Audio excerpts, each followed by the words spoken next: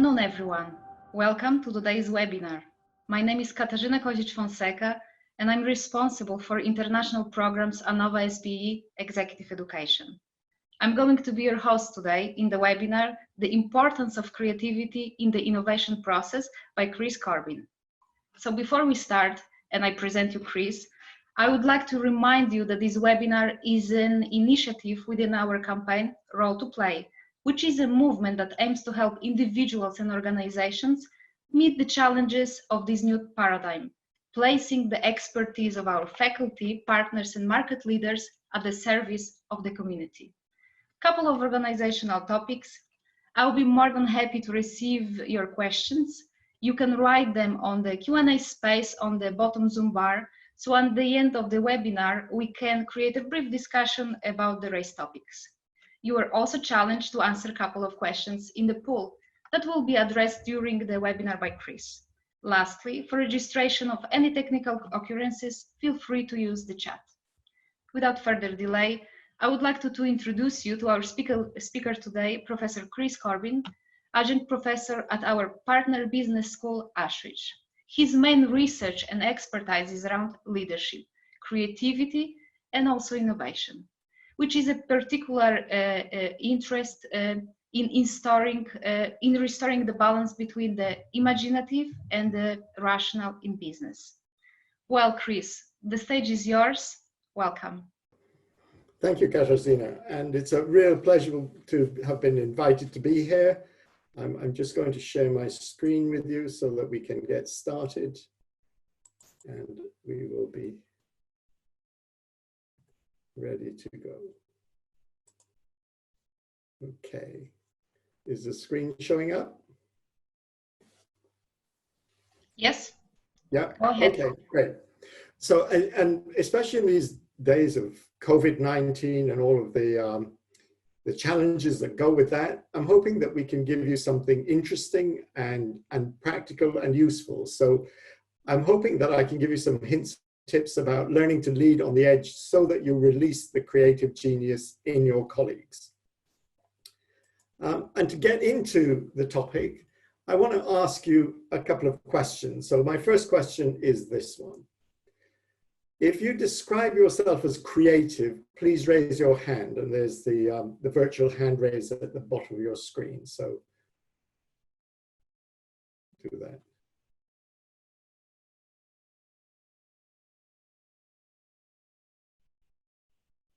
Okay, 39, 37, 37, 39, 42. Okay. So 49 people would describe themselves as creative. So let me ask you the second question. If you spend time doing one of the following, please again raise your hand. So playing music, singing, gardening, house repairs, woodwork, knitting, acting, painting, drawing, sculpting, carving, photography, cooking, writing stories, playing with or reading to children. So if you do any of those, please raise your hand.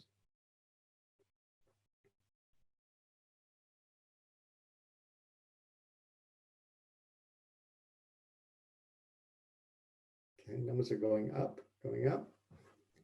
All right. 69, 70. Okay, so we've gone from 50 to 70 people. And this is really one of the first points I want to make, which is that there's often confusion around creativity, and people confuse creativity with being artistic, and it's not the same thing. You'll see from my list that I put up, some of those things are what are traditionally regarded as being artistic, like painting or acting or drawing or sculpting, but some are not. So gardening, cooking, fixing repairs around the house, all of those things also require a degree of creativity.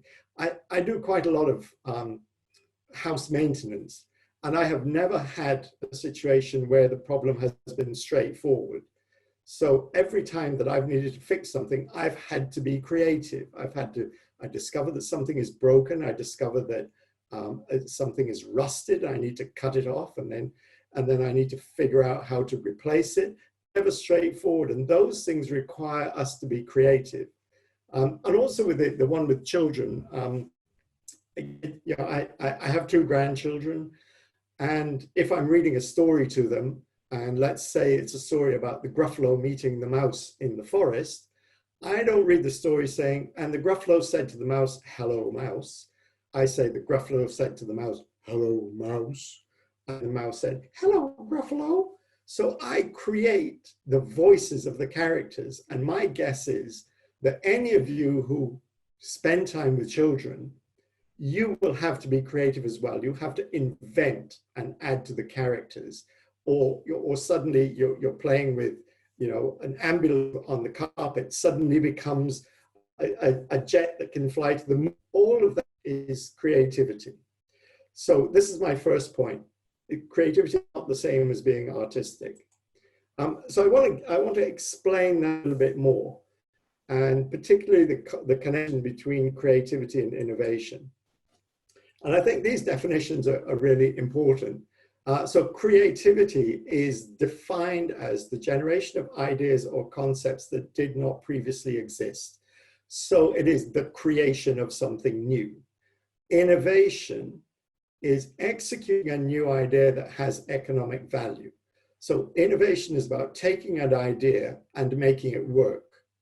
And what I've discovered in the work that I do is that many organizations focus on innovation and they miss out on investing time and effort in creativity. So they will pick up an idea and work it into something useful and practical, but they spend insufficient time on generating lots and lots of ideas. And I don't know if any of you are familiar with Edward de Bono. He's been working in the area of creativity and innovation for many years. He was the person who came up with the concept of lateral thinking, which some of you might have heard of. And also he was the one who invented mind maps. I guess that's a technique that many people use for making notes. And I like his quote, "You don't see new ideas by looking harder in the same direction." And again, my experience of working with businesses is that most people do exactly that. They will take an idea and go, "Well, that worked last time, so let's see if we can do more of that." Rather than stopping and saying, "Well, that worked okay last time, but is there another way?" So this difference between creativity and innovation, I think, is an important distinction. And they're not the same thing. So connecting back to the poll that we asked you to look at when you logged in, I want to share with you some research which is really behind the questions that we asked you. And this research was done by, we're going to have a look. We'll have a look at the results themselves in a minute. I'm just going to minimize and hope I can see them again in a moment. So Professor George Land, working at NASA, he was a psychologist, and it was around the time of Apollo 13 when some of the technical challenges around the moon missions were becoming quite complex and things were not always going to plan. And what NASA recognized was that they needed their astronauts to not only be great scientists and great pilots and great astronauts, but also they had to have what they described as creative genius, because if they're stuck in the capsule, the only thing they have available to them to solve the problem are the things in the capsule, of course, connections with people at back at base. But they essentially had to be creative with limited resources. So Professor Land developed a questionnaire to measure what was defined as creative genius. And he discovered that the questionnaire that he developed was very simple. And it created an idea in his head, which was, I wonder if I could use this to actually measure what happens to creative genius over a lifetime. So he started a longitudinal study with children in a school in the US, something like 1,600 kids in a school.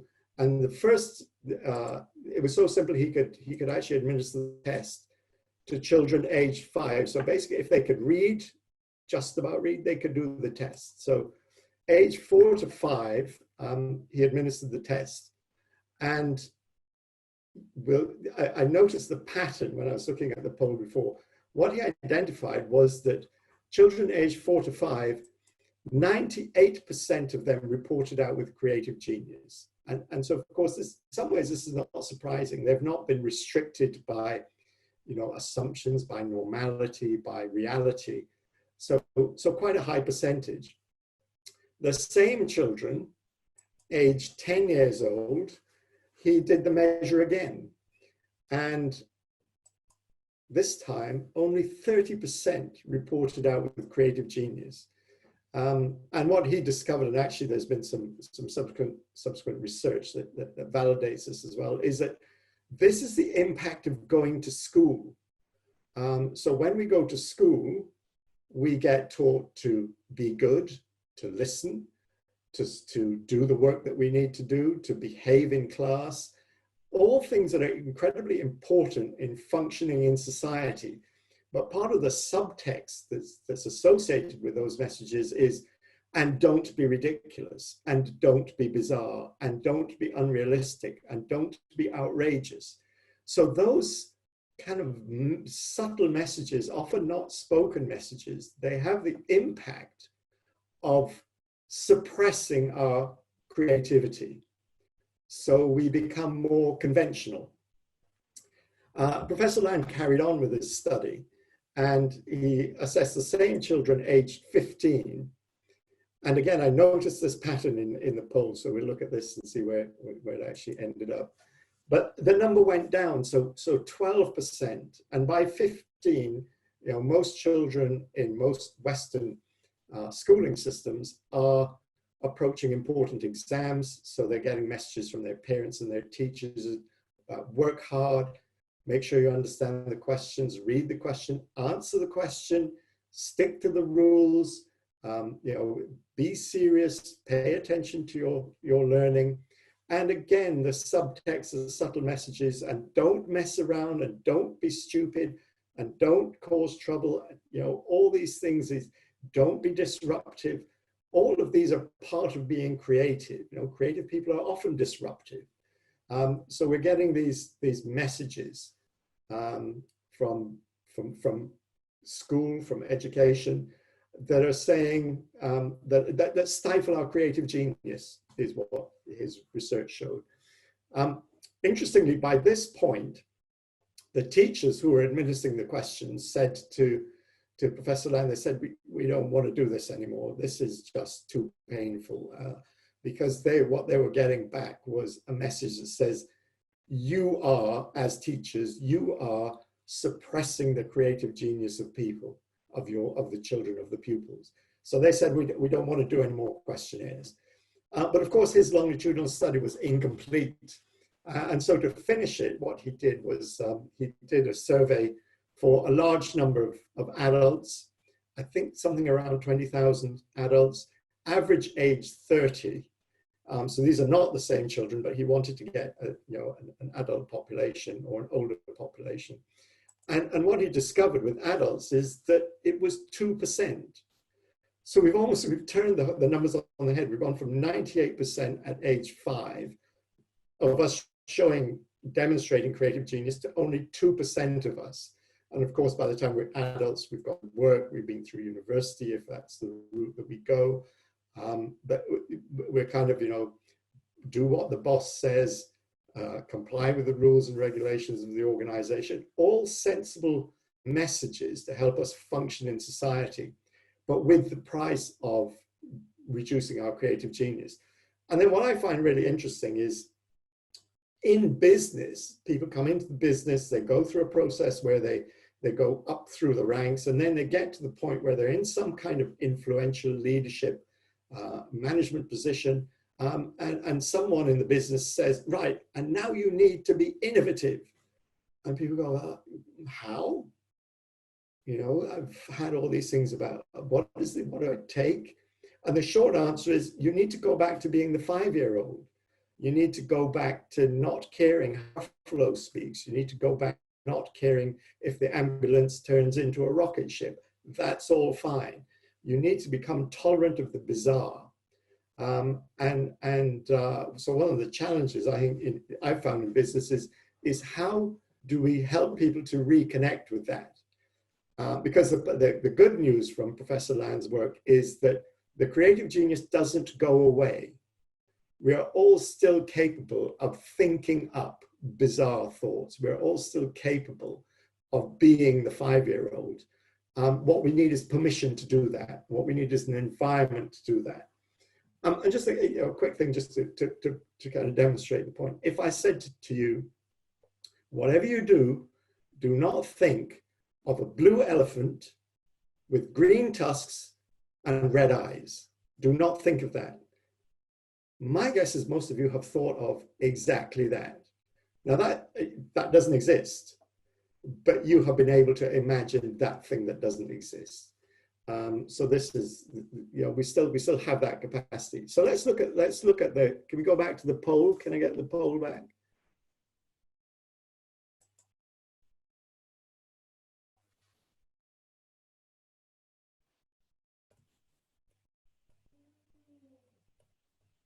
Mariana, is it possible for me to see the poll? Ah, here we go. Great. Okay, so what did you think about the poll?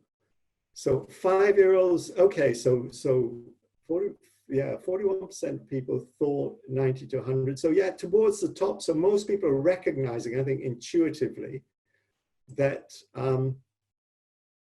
children are largely quite creative. And then it drops a bit, 80 to 90%. So yeah, so 10-year-olds, we went down to 30 in the research that Professor Land did. But you're kind of, I think intuitively people recognize that this is the pattern.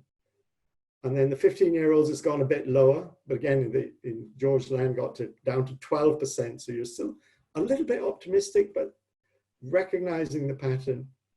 And then adults, you've gone down to, yeah, it's gone lower, down to 56%. But again, his research showed that it was much lower than that. I think whether you accept these figures are absolute, I don't think any research is absolute. But interestingly, the poll demonstrates that we all kind of know that our creativity gets stifled as we get older. Is it as extreme as this? Who knows?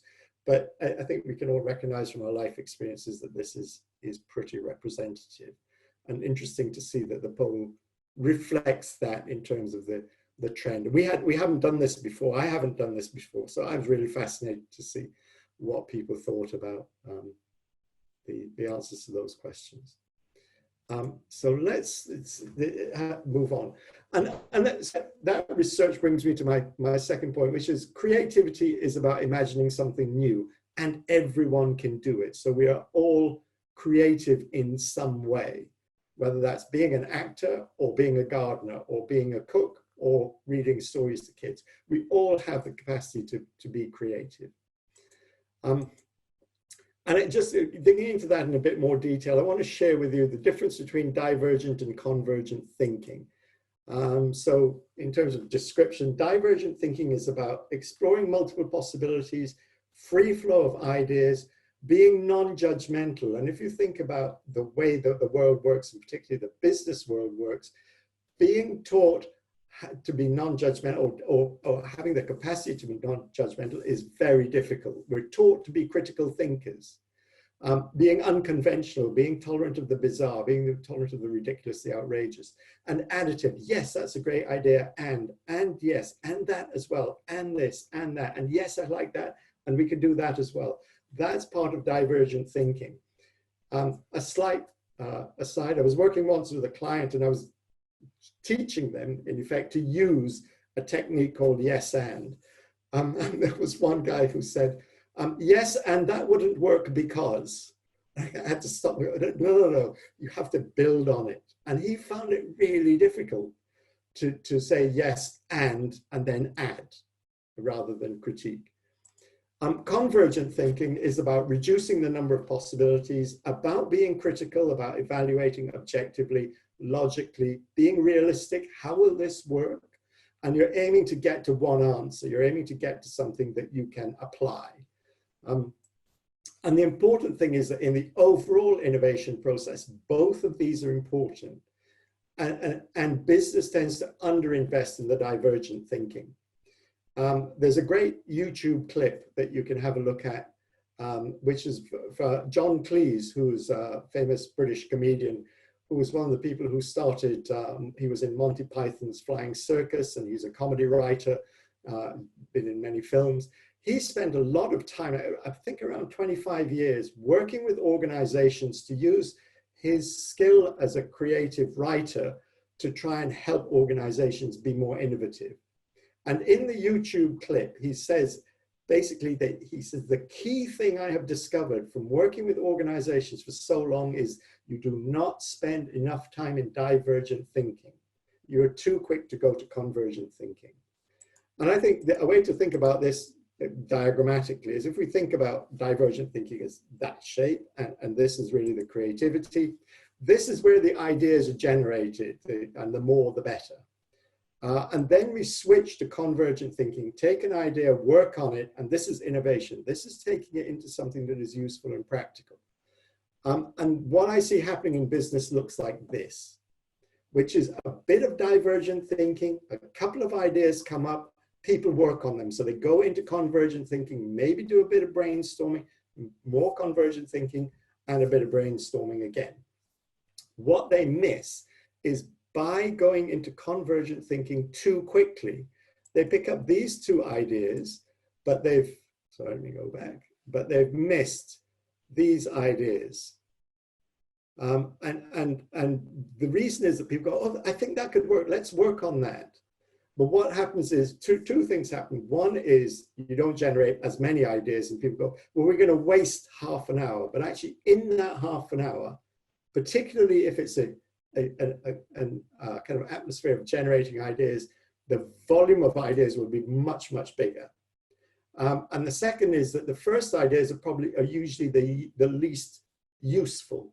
The real breakthrough ideas do not come until later. So you have to be patient and stay in the divergent thinking space in order to really come up with things that will transform your business. So this is my third point, is that in most businesses, people do not spend enough time on divergent thinking. They're too quick to go with the first right answer. So you might be asking, well, that's interesting stuff, Chris. I hope you're thinking that's interesting stuff. But what do I do? How do I do it? So these are 4 tools that I've used traditionally to help people unlock creativity and stay in that divergent space. So one is teach people how to tell stories, make stuff up, invent it, use a story, twist it, work with a metaphor, use visual imagery as a lens, a different way of looking at an issue. I send people out sometimes, take a picture of the word that will unlock the problem, and use the images as a way of creating some new ideas. Or symbolism, which is you use a physical object to symbolically represent the issue. And one of the ones I work with here is a technique called Lego Serious Play, which was developed by Professor Johan Roos, who is the Chief Academic Officer at Ashridge. A really, really powerful, really interesting technique. But for the purposes of time in COVID-19, the one that I want to just share with you very briefly is how do you use metaphor? Because I think metaphor is one that you can use with your team in a virtual environment. So some hints and tips on using metaphor. Really 3 simple things. One is take the time to build the metaphor. And then once you've built the metaphor, well, it's actually find and build the metaphor. Once you build the metaphor, stay in it and work it. And then you come out of the metaphor and say, what have we taken from that metaphor that we can apply in practice? And to give you an example, I was working with a law firm, and I said to the participants in the room, let's just give me an example of a current problem, and let's see if we can use metaphor to give you a creative solution. And one of the participants said, I'm the head of HR for the law firm, and I'm developing a new HR strategy, and I need to get all of the partners to agree to this strategy. And it's quite different. How could I do that? How do we build a metaphor? And I said, well, what's it like? What's it like trying to get them? She said, they're all over the place. Everyone has their own point of view. It's difficult to get agreement. One person thinks one thing, and if I change it, then another person thinks the opposite. And it's just nonstop and kind of crazy. I said, expand that. What is it like And she said, and this is a common one for partnerships, she said, it's like herding cats. You know, you can't get them to do what you want them to do. They're all very single-mindedly. So I said, okay, let's stay with this. So how many cats are there? So she told me how many partners. What colors are they? So some look like this, some look like that. And in character, what are they like? Well, some like lying in the sun and they're quite relaxed. Some are kind of timid. Some are a little bit aggressive. Some of them kind of sneak up on you. So we talked a bit about the characteristic of the cats. And we still stayed in the metaphor. I said, so, okay, now that we understand what this herd of cats looks like, how could you get them all to go to the same place? And she said, well, I could hire a London bus. We were working in the UK. And I could chase all the cats onto the bus, and then I drive the bus to where I want it to be.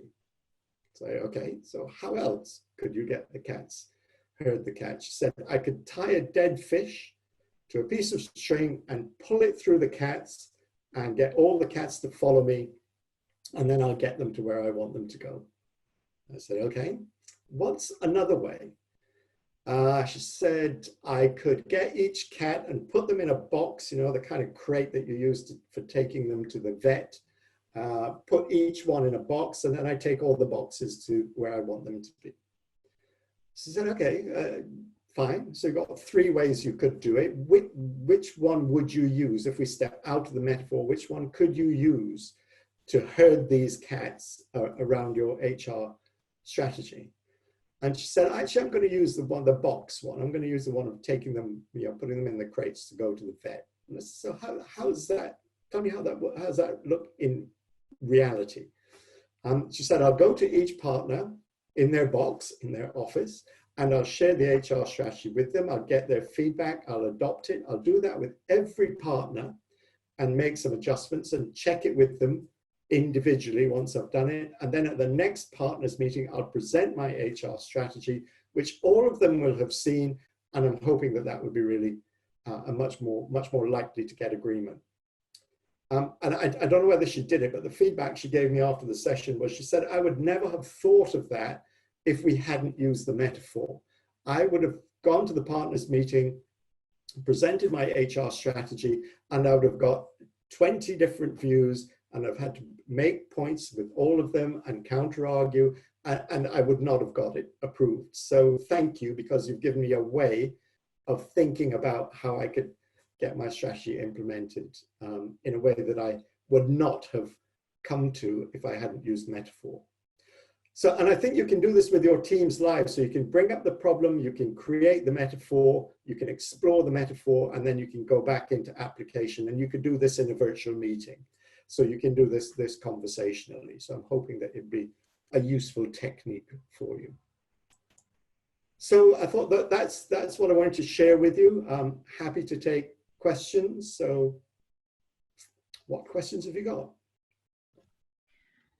Thank you, Chris, for this very interesting perspective. We have registered a couple of questions from our audience. Given the time, I'm going to share 3 of them. So the first one is, how can the organization promote more creativity nowadays due to the high demanding and fulfillment of short-term requests? Do you think that creativity is highly influenced by cultural aspects? Great question. One of the other things that I've developed and worked with at Ashridge is thinking about the components of creativity. And we've identified 5. The first one is, do you understand the environment in which your organization operates, in which you need to be innovative or creative? And then your organization, there are 4 components. One is, do individuals bring their creativity to work? So are they great cooks at home, but when they come to work, they leave that creativity behind? Are they great gardeners and then they leave that behind, or do they bring it to work? So that's what, at an individual level, do people come to work with a philosophy that says, I'm expected to be creative? And then the second one is, how do leaders respond? And I think this is actually vital. So unless leaders respond in a way that is appropriately curious about new ideas, there's a real risk that you stifle innovation. So if you hear yourself maybe, or leaders asking questions like, so how's that going to happen? How long is it going to take? How much is it going to cost? What resources do we need? What size budget? If those questions are asked too early, people will stop bringing ideas. So it needs to be questions more like, so what's the problem we're trying to solve here? And if we took this forward, how do you think it might help? And who else do we know that might actually have some input on this? And you kind of get it to the point where you say, okay, well, this sounds as if it might work. Now we start thinking about what's the investment involved. So how leaders respond is really vital. And then the third one is what's the culture of the organization? I think this is both about organizational culture, but also country culture. I was having a conversation just a couple of days ago about the use of humor in organization cultures. And the kind of humor that is used, and being somewhat stereotypical, that I've worked in the US quite a lot. And in the US, using humor at work, which is a form of creativity, is regarded as a kind of unacceptable. You're not taking things seriously enough. Whereas in England, having a bit of banter and a bit of mischief is kind of okay.